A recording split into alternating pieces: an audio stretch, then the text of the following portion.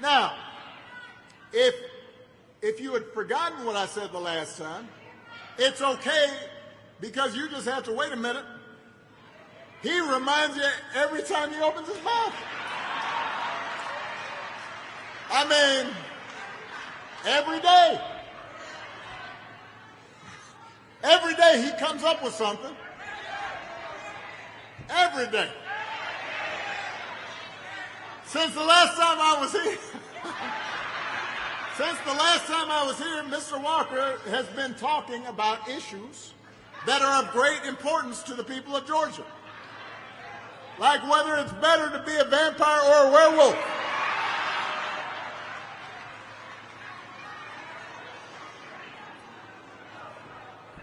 This is a debate that I must confess I once had myself. When I was 7. Then I grew up. In case you're wondering, by the way, Mr. Walker decided he wanted to be a werewolf, which is great. As far as I'm concerned, he can be anything he wants to be, except for a United States Senator. This is Barack Obama taking a swipe at Herschel Walker, not just because it's well-deserved, but because it's really easy. Now look, people often ask me why I cover Trump or Marjorie Taylor Greene or Herschel Walker when they say something stupid. And they'll ask why I give them the oxygen, why not just focus on the important stuff? And for one, I do always try to focus on the important stuff, so I don't think doing both is mutually exclusive. But second, I genuinely believe that there's benefit in showing who these people are and letting everyone know that there is a choice between abject morons like the Donald Trumps and Lauren Boeberts and Herschel Walkers of the world and someone else who's actually competent. We gain nothing by hiding their incompetence from everyone because elections are a choice. So as far as I'm concerned, make sure people know what the downside of that choice actually is. Another reason it's worth showcasing the crazies, because it's okay to mock them. Take Trump, for example. Trump derived his power from this narrative that he was strong. That's the word he'd repeat every waking minute. What completely destroys the narrative of strength? Getting laughed at, getting mocked. The reason that Trump has such thin skin is because when people clown on him, it undermines the entire identity that he's created for himself. That's why he can dish it, but he can't take it, because it's existential for him. Without perceived strength, he loses his selling point. Mocking the guy is a direct way to do exactly that. So as far as Herschel Walker is concerned, it's okay to mock him. His voters know that he's a clown, so they've created these tenuous justifications to vote for him. But people rarely want to be part of a circus. They rarely want to align themselves with a laughingstock. And let's be clear, that's what Herschel Walker is. And if you don't believe me, here's Exhibit A, and B, and C. I'm gonna tell you to keep the faith. Oh, you ever watch a stupid movie late at night hoping it's gonna get better, don't get better, but you keep watching it anyway? Because the other night I was watching this movie. Called Freak Night, or some type of night, but it was about vampires. I don't know if you know vampires are some cool people, are they not? But I'm gonna tell you something that I found out. A werewolf can kill a vampire. Did you know that? I never knew that, so I didn't want to be a vampire anymore. I wanted to be a werewolf. But then anyway, as I'm watching this movie, and they can tell how stupid it is because it's 1 in the morning. So I'm watching my TV, these kids watching their TV, a vampire kill on their TV. So you know it's kind of stupid, but I'm still watching though. As I'm watching this show, what was funny, these kids had a vampire in their attic at their house. So they were watching their TV. Now I'm watching my TV, as they watching their TV, or they see the vampire killer on their TV. So they win this contest to bring this actor. Now, y'all got to stay with me. Bring this actor who's a vampire killer from that TV to get rid of this real-life vampire in their attic. So as this actor comes to their home, he got all the right stuff.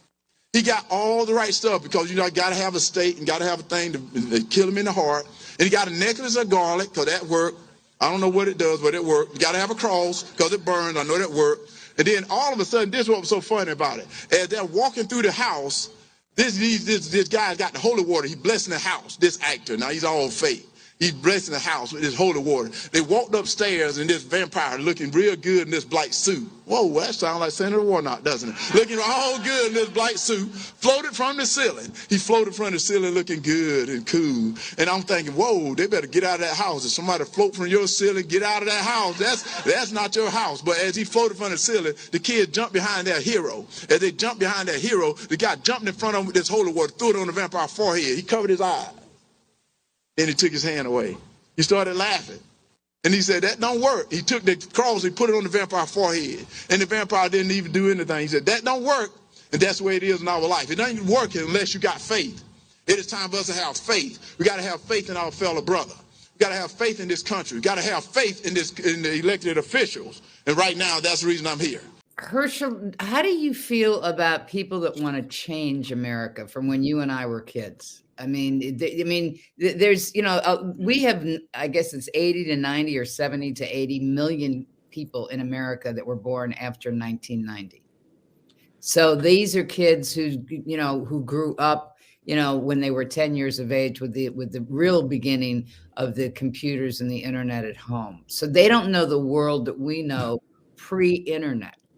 They don't know that the bullying was not really, we may have been bullied when we were kids, in a class or teased and things like that, but not the type of culture that these kids have with the internet today. What do you say to those kids and those young people that are voting? Well, first of all, they don't know that the grass is not green on the other side, that they think they're somewhere better. And if they know another place is better than the United States of America, my thing is, why don't you go there or tell me, let me know who that is, because I can tell them right now that's not. I think our biggest problem is we've not shown our kids that most of the people today hadn't earned the right to change America. And what I mean by that, there's people that have died or not given their life up. There are people that have given their life up to this flag. They've given their life up for this national anthem. They've given their life up for our freedom and these liberties that we have in this country today, and we're taking it for granted. Well, I don't want that to happen. And I'm saying, and I'm not being tough, I'm saying, if you know a place better, you go there, but you lose your citizenship here in the United States of America. And then when you come back, you got to come back legally, like we should be defending the border. And they were talking about the Green New Deal, climate change. I'm going to help you all with that real quickly, and I'm going to do it in the Wrightsville way so you can understand what I'm saying. We, in America, have some of the cleanest air and cleanest water of anybody in the world. That's right. So what we do is we're going to put from the Green New Deal millions or billions of dollars cleaning our good air up. So all of a sudden China and India ain't putting nothing in there cleaning that situation up. So all that bad air is still there. But since we don't control the air, our good air decided to float over to China, bad air. So when China gets our good air, their bad air got to move. So it moves over to our good air space. And now we got to clean that back up. And look, sure, it's easy to make fun of someone, but think for a second about why he's getting all this flack. He is running for the United States Senate. You want this guy to author legislation on healthcare, on gun safety reforms, on transitioning to renewable energy, on the tax code? I don't care if you're left, right, or center. We all know that Herschel Walker cannot spell half these words, much less govern in any way that's even remotely beneficial to the people that he's running to serve. Think about it this way. Would you want your dentist's sole qualification to be that he was a great football player in the 80s? Would you hire an electrician solely because he won the Heisman in college? You can like Herschel Walker, you can appreciate what he did in football, and that's okay. But being good at one thing does not automatically qualify you for everything.